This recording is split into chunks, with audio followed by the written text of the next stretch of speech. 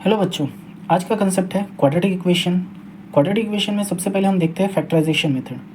वैसे quadratic equation का तो स्टैंडर्ड इक्वेशन पता ही है आपको। क्वाड्रेटिक इक्वेशन का जो स्टैंडर्ड इक्वेशन होता है वो किस तरह से होता है, a x square plus b x plus c equals to zero. तो इसमें सबसे पहले हम देखेंगे फैक्टराइजेशन मेथड, यानी क्वाड्रेटिक इक्वेशन में जो ये इक्वेशन होता है इस इक्वेशन को फैक्टराइजेशन मेथड से किस तरीके से सॉल्व किया जाता है। ठीक है, चलिए क्वेश्चन देखते हैं। तो मान लो एक क्वेश्चन लेते हैं, जैसे कि सपोज़ करो मैंने लिया 12x square plus 17x plus 6 is equals to zero. कुछ इस तरह से क्वेश्चन लिया। अब मान लो इस क्वेश्चन को सॉल्व करना है, सॉल्व करना है बाय फैक्टराइजेशन मेथड। ठीक है, तो ये जो क्वेश्चन है 12x square plus 17x plus 6 equals to zero, इसको सॉल्व करना है बाय फैक्टराइजेशन मेथड। अब इसको करना कैसे ये ध्यान दो। सबसे पहले तो इक्वेशन लिख लेना। अच्छा, इक्वेशन हमारा इसी फॉर्म में होना चाहिए, a x square plus b x plus c equals to zero. अगर इस फॉर्म में नहीं रहता है तो तुम्हें कन्वर्ट करना पड़ेगा। ठीक है, अब इसके लिए हमें थोड़ा सा रफ का यूज़ करना पड़ेगा, करना क्या है देखो, अच्छे से समझो। करना क्या है, पहला नंबर यानी पहला कोएफिशिएंट, आखिरी कोएफिशिएंट विथ साइन। ठीक है, यानी सिंपली ऐसे बोल सकते हो कि पहला नंबर और आखिरी नंबर मल्टीप्लाई करो साइन के साथ। साइन नहीं छोड़ना है, किसी भी तरह का साइन नहीं छोड़ना है। तो पहला नंबर है 12 प्लस 12, आखिरी नंबर है प्लस 6। तो प्लस 12 और प्लस 6 का हमें क्या करना है, मल्टीप्लिकेशन करना है। तो 12 6 कितना हो जाएगा, 72 हो जाएगा। 12 6 72, साइन के साथ लिखना है, चाहे वो प्लस रहे चाहे माइनस रहे, कुछ भी रहे साइन के साथ लिखना। अगर तुमने रफ एक बार प्रॉपरली कर लिया तो बाकी ये बहुत ईजी चीज़ हो जाएगा। तो पहला नंबर आखिरी नंबर मल्टीप्लाई कर लिया तो इसका साइन क्या हो जाएगा, प्लस। अब देखो, पहला कोएफिशिएंट हो चुका है यानी पहला नंबर हो चुका है, आखिरी नंबर भी हो चुका है, बचा है मिडल नंबर। अब मिडल नंबर में क्या है, प्लस 17 है, तो इसको प्लस 17 नहीं लेंगे हम 1 बाय 1 लेंगे। प्लस अलग लेंगे, 17 अलग लेंगे। तो मैं क्या बोलना चाह रहा हूँ कि 72 के मुझे ऐसे फैक्टर निकालने हैं जिसका, देखो यहाँ पे जो साइन है वही साइन यूज़ करना है। यहाँ जो साइन रहेगा ये प्लस, ये दोनों को पहला नंबर और आखिरी नंबर को मल्टीप्लाई करने के बाद ये प्लस आया। तो तुम्हें ज़्यादा कुछ सोचने की कोई ज़रूरत नहीं है, तुम्हें बस इतना ही सोचना है, यहाँ पे जो साइन आया वही साइन हमें अप्लाई करना है। तो मुझे 72 के ऐसे दो फैक्टरों ने जिसका प्लस करने से ये मिडल नंबर, सिर्फ नंबर, ये साइन वाइन बाद में देख लेंगे हम, सिर्फ नंबर को देखो। तो ऐसे दो फैक्टरों ने जिसका प्लस करने से 17 आ जाए, कितना आए, 17 आए। तो अगर ऐसे दो नंबर देखा जाए तो कौन से दो नंबर होंगे, देखा जाए तो 9 8 ओके, 9 8 72 होता है, और 9 प्लस 8, याद रखना यहाँ पे जो साइन है वही साइन सोचना है, इसके अलावा और कुछ नहीं सोचना है। तो 9 प्लस 8 यानी कितना हो जाएगा, 17 हो जाएगा। प्लस सिर्फ समझना है, देना नहीं है यहाँ पे। ठीक है, तो 72 के दो फैक्टर हो गए 9 और 8, 9 8 72 होता है और 9 प्लस 8 यानी 17 होता है। अब देखो असल काम क्या करना है, यहाँ 17 तो आ गया। अब यहाँ पे तुम्हें जैसे दिख रहा होगा प्लस, ठीक है, प्लस दिख रहा होगा, प्लस साइन रह गया था, छूट गया था, यानी 17 ही लिए थे, 17 का प्लस तो लिए नहीं। जो भी साइन है वो साइन भी अप्लाई करना है हमें। तो अब ये साइन जो छूट गया था, जो रह गया था, वो साइन बड़े फैक्टर को देना, इनमें जो बड़ा फैक्टर रहेगा उसी को देना है। याद रखना क्या बोला हूँ, ये साइन जो रह गया था वो सिर्फ बड़े फैक्टर को देना। ठीक है, बड़े फैक्टर को। अब यहाँ पे देख सकते हो यहाँ दो साइन आ गए रफ में, तो इन दोनों का कैलकुलेशन करके ये छोटे वाले को दे देना। ठीक है, अभी ये प्लस प्लस का है तो तुम इजीली डायरेक्ट भी सोच सकते हो, 9 प्लस 8 यानी 17 हो जाएगा, तो मैं डायरेक्ट इसका यूज़ कर सकता हूँ। लेकिन जैसे ही माइनस प्लस आएंगे फिर कंफ्यूज हो जाओगे। तो सबसे बढ़िया क्या करना है, पहला नंबर आखिरी नंबर मल्टीप्लाई करना है विथ साइन, साइन के साथ, चाहे प्लस रहे चाहे माइनस रहे। अब ऐसे फैक्टर निकालना है कि इस साइन के साथ उसको कैलकुलेट किया जाए तो मिडल वाला सिर्फ नंबर मिले, साइन मिले नहीं मिले उससे कोई फ़र्क नहीं गिरेगा। ठीक है, तो ऐसे दो फैक्टर इस साइन से कैलकुलेट करने के बाद मिडल वाला नंबर मिल जाए। ठीक है, तो हमें दो फैक्टर मिल गए, 9 8 72 होता है, तो 9 प्लस 8 यानी 17 हो जाएगा। अब करना क्या है कि यहाँ पे जो साइन है वो साइन, यानी ये साइन रह गया था, तो ये साइन क्या करना है, बड़े फैक्टर को देना है। फिर यहाँ पे दो साइन आ चुके हैं तो प्लस प्लस प्लस हो जाता है, इनका कैलकुलेशन करके छोटे वाले को देना। अब तुम चेक कर सकते हो, अगर प्लस 9 और प्लस 8 करूँगा तो प्लस 17 मिलेगा, और प्लस 9 और प्लस 8 का मैं मल्टीप्लिकेशन करूँगा तो प्लस 72 मिलेगा। मतलब ये फैक्टर पूरी तरह से इसको सेटिस्फाई कर रहे हैं और इसको भी। ठीक है, अब यहाँ पे वेरिएबल क्या है, किस टाइप का वेरिएबल है, एक्स नाम का वेरिएबल है। एक्स नाम का वेरिएबल है तो इस फैक्टर के साथ एक्स अप्लाई कर लो, फैक्टर के साथ एक्स अप्लाई कर लो। तो अब यही चीज़ हमें यहाँ पे लिखना है। किस तरह से लिखेंगे कि पहला टर्म यानी 12x square as it is रहेगा, प्लस 17x की जगह ये फैक्टर आ जाएंगे, प्लस 9x प्लस 8x और ये +6 जैसा वैसा इक्वल्स टू 0, ठीक है। एक बार तुम्हारा अगर ये वाला टर्म बन जाए ना, ये वाला टर्म अगर बन जाए, बाकी बहुत ईजी है, बाकी कुछ नहीं करना है, सिर्फ कॉमन कॉमन ही निकालना है। सिर्फ इसी पे ध्यान दो। ये बनेगा कैसे, रफ़ के अकॉर्डिंग ही बनेगा। जितना ज़्यादा इसमें रफ़ करोगे, जितना अच्छे से रफ़ करोगे, उतना क्लियर आंसर आते जाएगा, ठीक है। अब इसमें क्या करना है, बस कॉमन निकालना है। इन दो का पेयर बनाओ, इन दो का पेयर बनाओ, तो कॉमन निकालो।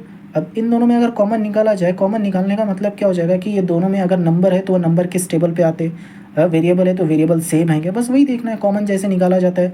अगर फिर भी कॉमन निकालना नहीं आता है तो एक बार कमेंट कर देना कॉमन किस तरह से निकालते हैं, उसके लिए मैं स्पेशल एक अलग वीडियो बना दूंगा, ठीक है। तो फिलहाल यहाँ पे कॉमन निकाल लेते हैं। तो कॉमन क्या निकलेगा, ये दोनों के दोनों 3 के टेबल में आते तो 3 ले लिया, दोनों के दोनों 3 के टेबल में आते। अच्छा, इन दोनों में क्या आ जा रहा है, x आ जा रहा है, तो x भी ले लिया, तो मतलब 3x कॉमन आ जाएगा। तो 3 से 12 कटेगा 4 टाइम, x² से x कट जाएगा x टाइम, प्लस अब 3 से 9 कटेगा 3 टाइम, और x तो कैंसिल हो जाएगा, तो यहाँ पे बचा 4 + 3, ठीक है।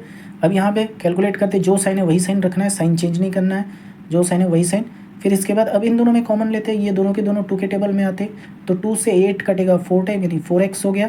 अच्छा, यहाँ पे जब साइन दोगे, याद रखो डायरेक्ट इस साइन को नहीं उतारना, ये जो लास्ट वाला साइन है, लास्ट वाला साइन, इस साइन को डायरेक्ट नहीं उतारना, इस तरह से कैलकुलेट करना, प्लस प्लस प्लस हो जाएगा, ठीक है, तब उतारना है। क्यों बताता हूँ, बस थोड़ा सा रुको बता देता हूँ। तो 2 से 6 कटेगा 3 टाइम, ठीक है। अब तुम देखो, ये ब्रैकेट और ये ब्रैकेट पूरी तरह सेम आ गया, ये सेम ही आना चाहिए, इसमें ज़रा सा भी फ़र्क नहीं होना चाहिए, ना प्लस माइनस का, ना एक्स का, ना किसी वेरिएबल का, ना किसी नंबर का, किसी भी तरह का इन दोनों ब्रैकेट में फ़र्क नहीं होना चाहिए। इसीलिए मैंने बताया कि लास्ट वाला साइन डायरेक्ट नहीं उतारना, इन दोनों को कैलकुलेट करना, plus plus plus plus plus plus, इस तरह से कैलकुलेट करके उतारना। जैसे ये दोनों ब्रैकेट सेम आ जाए, समझ जाना तुम सही प्रोसेस पे चल रहे हो, सही रास्ते में जा रहे हो। तो जैसे ये दोनों ब्रैकेट आ जाए, फिर से उसको कॉमन निकाल लेना, फिर से उसको कॉमन निकाल लेना। 4x + 3 कॉमन निकाल लिया, अब बचा क्या, 3x + 2 ये बच गया, इक्वल्स टू 0 लेते जाना है, कंटिन्यू लेते जाना है, इसको ब्रेक नहीं करना है, ठीक है। अब इसके 2 टुकड़े कर लेना है, 4x + 3 = 0, और क्या आ जाएगा, 3x + 2 = 0। अब शिफ्टिंग करके हम x का आंसर निकाल देते हैं। देखो यहाँ पे और लिखना, एंड नहीं लिखना, क्योंकि ये जो इक्वेशन है, इस इक्वेशन में वेरिएबल एक ही है, उस वेरिएबल में एट अ टाइम एक ही वैल्यू एग्जिस्ट करेगा। आएंगे 2 वैल्यू, लेकिन एक ही value at a time exist करता है, ठीक है, इसलिए और लिखा जाता है। तो अब इसमें क्या है, बस x का वैल्यू निकालना है, शिफ्टिंग का तो x का वैल्यू निकल जाएगा, +3 को शिफ्ट करोगे -3 हो जाएगा, इंटू 4 को शिफ्ट करोगे ये /4 हो जाएगा। तो एक आंसर आ गया, x = -3/4। अच्छा, दूसरा आंसर क्या आ जाएगा, x = ये आ जाएगा -2/3। तुम इसको वेरीफाई करके देख सकते हो, किस तरह से आंसर सही है या गलत है। अब देखो, वेरीफाई करने की ज़रूरत नहीं है, ये आंसर तो समझ गए होंगे किस तरह से आया शिफ्टिंग करने के बाद। तो इसमें तुम्हें बस इतना ही फोकस करना है, ये और ये 2 लाइन अगर तुमने प्रॉपर तरीके से कर लिया तो बाकी का बहुत ईजी है, बस 0 इधर उधर शिफ्ट कर देना है, फिर नंबर को शिफ्ट करके यहाँ x का वैल्यू निकालना है। अब देखो, अब एक चीज़ बताता हूँ कि ये आंसर सही है या गलत है, हमें भी पता होना चाहिए ना, ये हमने जो किया वो सही है या गलत है। एक तरीका है दोनों कॉमन, ये दोनों ब्रैकेट सेम आने चाहिए, सेम आया तो तुम सही प्रोसेस में जा रहे हो।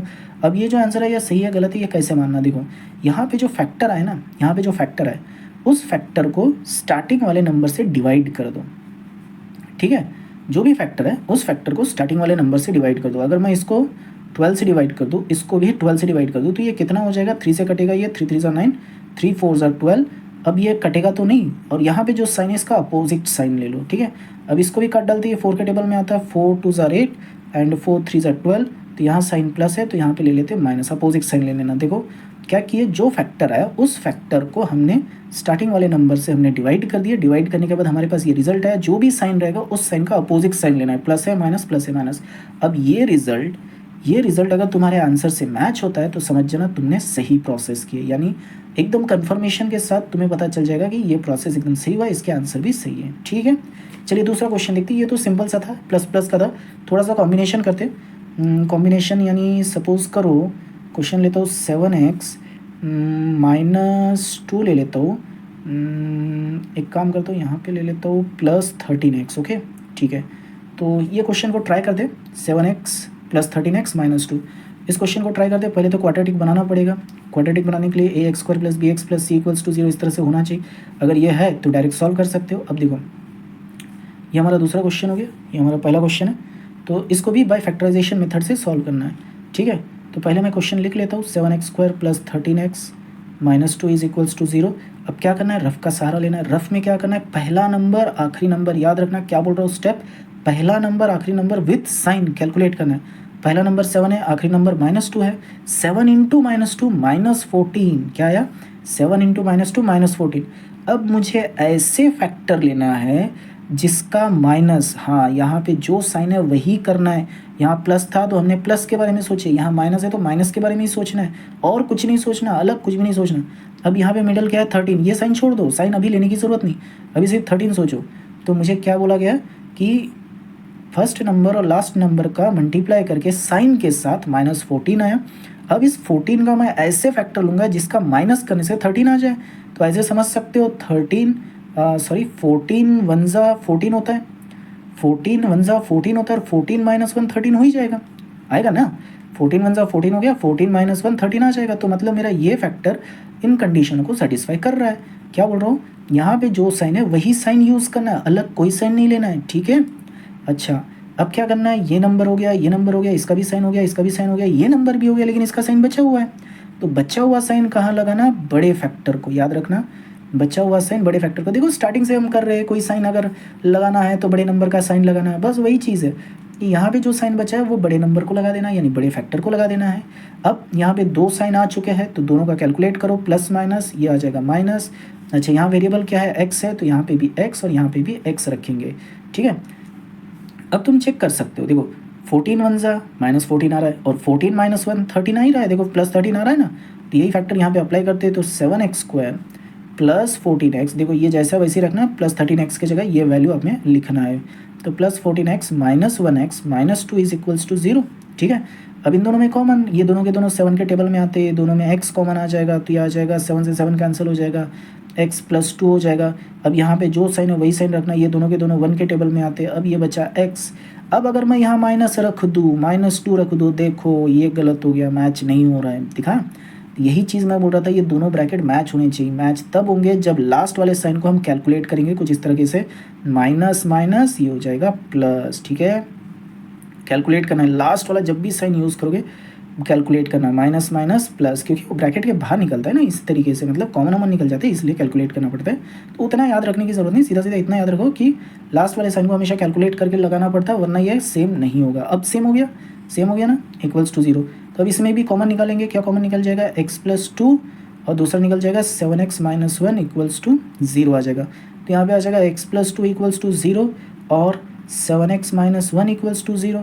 तो उस हिसाब से ये आंसर कितना बनेगा, x = -2, और ये आंसर कितना बनेगा, x = 1/7। देखो -1 है, वहाँ शिफ्ट हो जाएगा, +1 हो जाएगा, और 7 मल्टीप्लाई फॉर्म में, वहाँ शिफ्ट हो जाएगा डिवाइड फॉर्म में हो जाएगा। तो ये x के दो आंसर हो गए, -2 और 1/7। अब चेक कर दे ये सही है या गलत है। चेक करने का तरीका क्या बताया कि पहला वाला जो नंबर है उसी नंबर से फैक्टर को डिवाइड कर देना। जैसे यहाँ समझो /7 कर दिया, यहाँ समझो /7 कर दिया।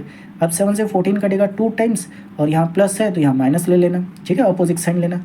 अच्छा, ये तो कटेंगे नहीं, ये तो यही रहेगा। अच्छा, यहाँ माइनस है तो यहाँ पे क्या आ जाएगा, प्लस, अपोजिट साइन, डिवाइड करने के बाद अपोजिट साइन। क्या ये आंसर हमारे आंसर से मैच कर रहा है, बिल्कुल कर रहा है। तो मतलब हमारा प्रोसेस भी सही है, हमारा आंसर भी सही है, ठीक है, समझा। नेक्स्ट क्वेश्चन देखते, एक और क्वेश्चन देख लेते, ठीक है। अच्छा, क्वेश्चन देखते हैं, 3x² - 7 - 4x = 0। चलो ये क्वेश्चन ले लिया, 3x² - 4x - 7। सेम वही तरीका यूज़ करते, ये हमारा तीसरा क्वेश्चन है, सेम वही तरीका यूज़ करते। सबसे पहले हम क्या करेंगे, रफ़ का सहारा लेंगे। तो रफ़ में पहला नंबर आखिरी नंबर मल्टीप्लाई करेंगे। पहला नंबर क्या है, 3 है, आखिरी नंबर क्या है, 7 है, 3 7 से हो जाएगा 21 साइन के साथ, यानी -21 जब भी मल्टीप्लाई कर रहे हैं साइन के साथ, ठीक है। अब हमें ऐसे फैक्टर लेना है जिसका माइनस करने से 4 आ जाए। क्या करने से, माइनस करने से, ठीक है। ऐसे फैक्टर लेना है जिसका -21 का ऐसे फैक्टर लेना है जिसके माइनस करने से 4 आ जाए।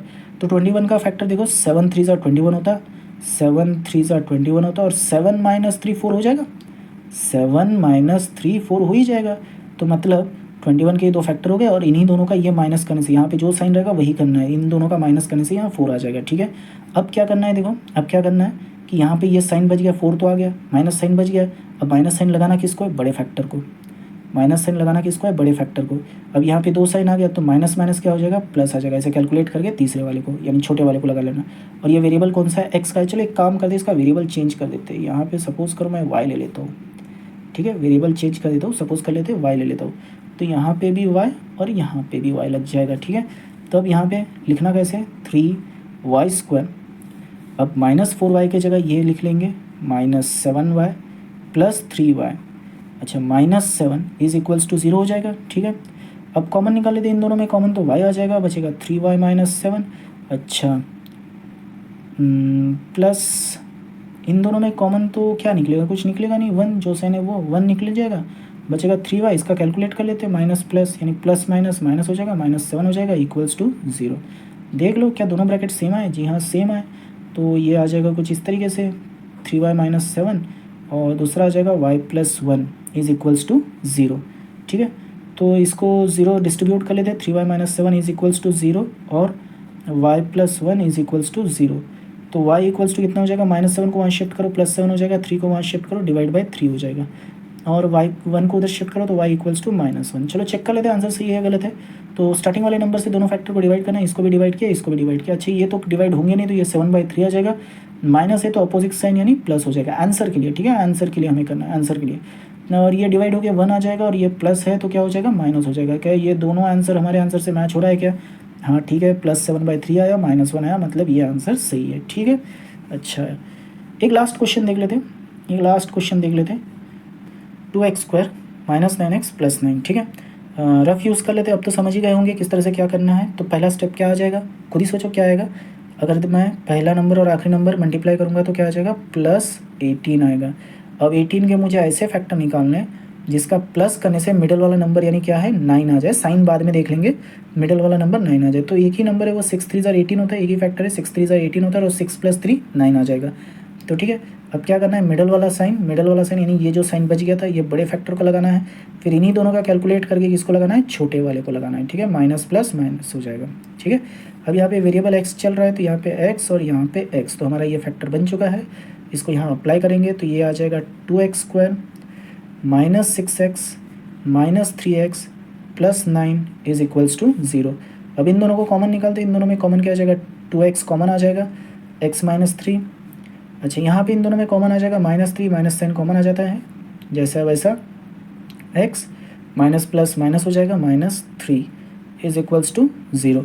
ज़रा चेक कर लो दोनों ब्रैकेट सेम आए, दोनों ब्रैकेट सेम आए हैं, तो x - 3 कॉमन आ जाएगा, बचा क्या 2x - 3 इज इक्वल्स टू 0।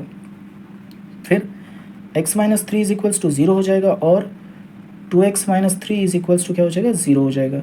तो x इक्वल्स टू कितना हो जाएगा, 3 हो जाएगा, और x इक्वल्स टू ये कितना हो जाएगा, 3/2। तो ये हमारे पास दो आंसर आ गए। तो चेक करते हैं दोनों सही है गलत है, कुछ नहीं करना है, पहला वाला नंबर इन फैक्टरों से डिवाइड कर लेना है। पहला नंबर क्या है, 2 है, 2 से इन दो फैक्टर को डिवाइड कर लिया, ये 2 3 6 हो जाता है, ये माइनस साइन है तो हम प्लस साइन यूज़ करेंगे, ये तो डिवाइड होगा नहीं तो 3/2, ये भी माइनस साइन है तो हम प्लस साइन यूज़ करेंगे। तो यहाँ आंसर आया +3 + 3/2, क्या हमारे आंसर से मैच करता है, बिल्कुल करता है, ठीक है।